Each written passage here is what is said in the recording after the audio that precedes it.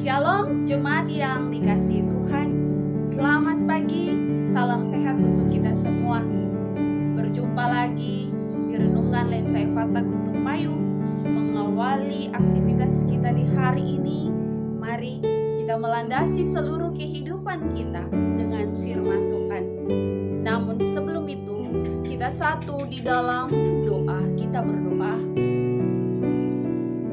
Kami mengucap syukur Tuhan untuk kehidupan yang boleh kami terima sampai di hari ini, atas penjagaan, perlindungan yang Tuhan berikan, sehingga kami semua boleh ada dalam keadaan selamat dan tidak kurang suatu apapun.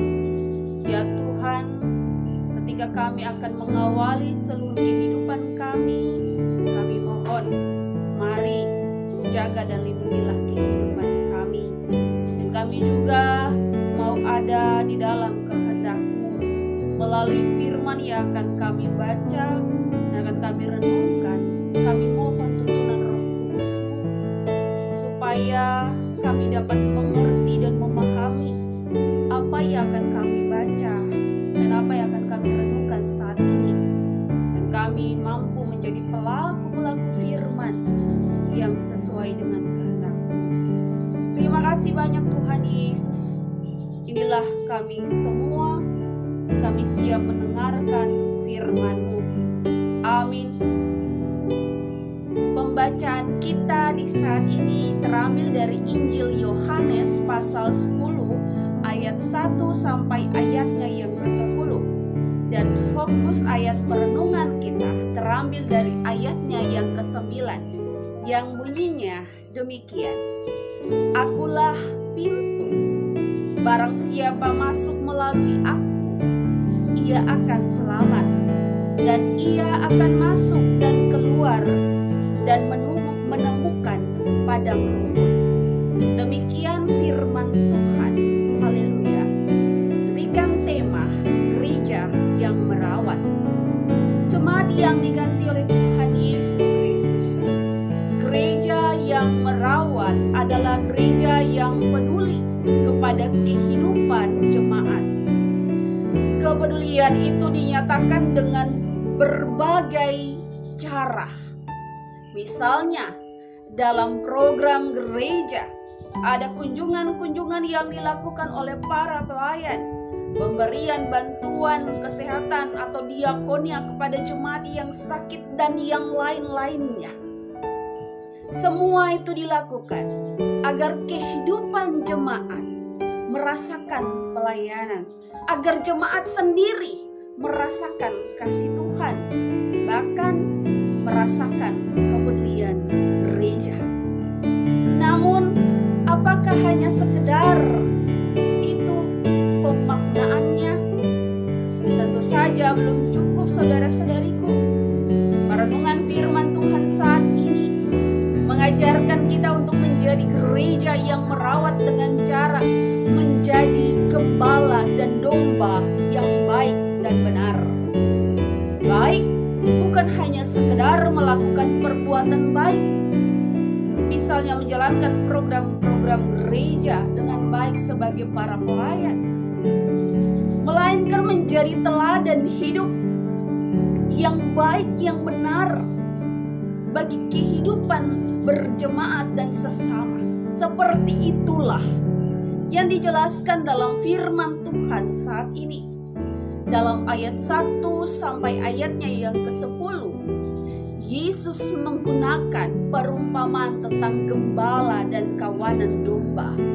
Dengan sasaran atau tujuan perumpamaan ini kepada orang-orang Farisi dan juga orang Yahudi lainnya, agar mereka dapat memaknai dengan benar dan baik bagaimana cara menjadi gembala, menjadi kawanan domba yang berkenan di hadapan Tuhan.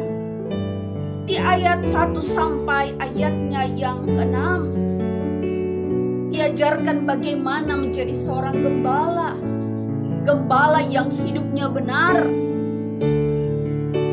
dan diajarkan bahwa ketika gembala yang hidupnya benar akan masuk melalui pintu, lalu kemudian memanggil nama-nama dombanya, serta menuntun melindungi kawanan dombanya dari bahaya. Berbeda dengan gembala yang hidupnya tidak benar. Mereka hanya mementingkan keuntungan saja. Mereka hanya mementingkan kepentingan pribadinya saja. Hal ini jelas berbeda dari gembala yang benar, yang rela mengorbankan nyawanya demi domba-dombanya. Dengan demikian saudara-saudariku, perumpamaan dari ayat 1 sampai 6 ini menerangkan bahwa Yesus adalah gembala yang sejati, yang hadir untuk merawat kehidupan domba-dombanya, sekalipun ada di dalam bahaya maut. Selanjutnya dalam ayat 6 sampai ayatnya yang tersebut, sesudah Yesus menjelaskan tentang tugas tanggung jawab seorang gembala dengan pengandaian atau perumpamaan yang ia berikan kepada orang Farisi dan ahli Taurat, orang-orang Yahudi saat itu. Namun saat itu mereka tidak mengerti, mereka tidak memahami apa yang Yesus katakan atau jelaskan tentang tugas tanggung jawab seorang gembala. Namun Yesus tidak berhenti sampai di situ penjelasannya. Yesus kembali melanjutkan penjelasannya bahwa hanya Dialah satu-satunya jalan pintu untuk masuk ke dalam kerajaan Allah.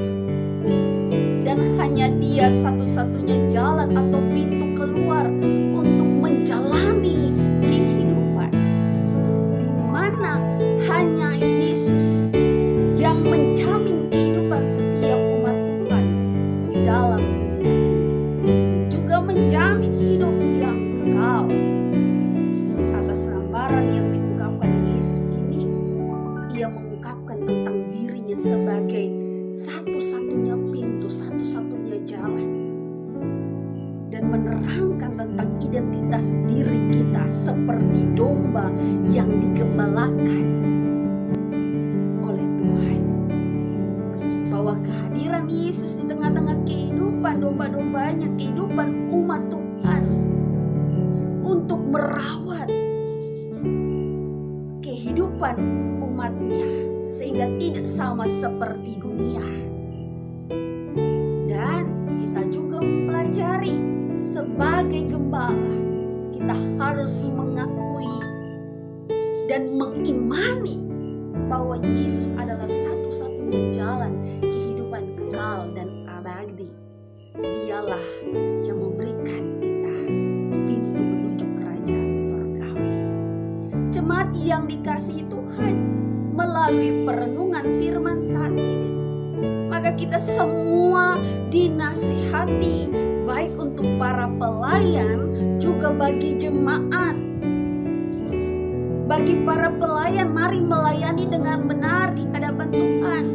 Jadi teladan, belajar untuk menjadi pribadi yang sungguh-sungguh memaknai tugas tanggung jawabnya dengan segenap hati. Ingat, jangan jadikan kegiatan-kegiatan pelayanan kita yang kita jalani saat ini hanya sekedar rutinitas saja, atau hanya karena sudah terprogram dalam program bergereja maka harus dijalankan. Jangan sampai demikian. Para pelayan-pelayanku, maknailah dengan sungguh-sungguh tugas tanggung jawab kita sebagai pelayan. Kemudian untuk jemaat, hadirlah sebagai jemaat yang sadar bahwa hanya Yesus satu-satunya jalan yang memberikan kehidupan kekal dan abadi.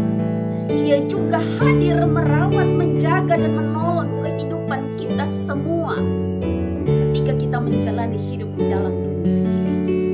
Untuk itu, hiduplah sebagai jemaat yang setia dan taat. Ketika kita hidup dengan cara yang demikian, sebagai pelayan kita memaknai tugas tanggung jawab kita sebagai pelayan, dan sebagai jemaat kita memaknai tugas tanggung jawab kita sebagai jemaat, maka kita mau hidup dengan sadar bahwa ada peranan-peranan dan tanggung jawab di hadapan Tuhan, dan harus kita lakukan di dalam kehidupan bergereja. Dan di dalam kehidupan gereja itu, kita harus menghadirkan gereja yang merawat,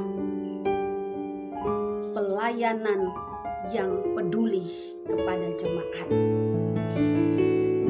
jemaat yang peduli kepada sesama, dan seterusnya. Jika kita hadir demikian, maka pada akhirnya kita mau untuk menyatakan pribadi kita sebagai pribadi yang meneladani Yesus Kristus. Kita mau hidup di dalam ajarannya, selamat meneladani Yesus. Tuhan memberkati. Mengakhiri renungan firman Tuhan kita saat ini, mari kita satu di dalam doa. Terima kasih banyak Tuhan Yesus, karena kami sudah boleh membaca dan merenungkan firman. Buatlah kami hidup sungguh-sungguh sesuai dengan perkataan firman-Mu saat ini.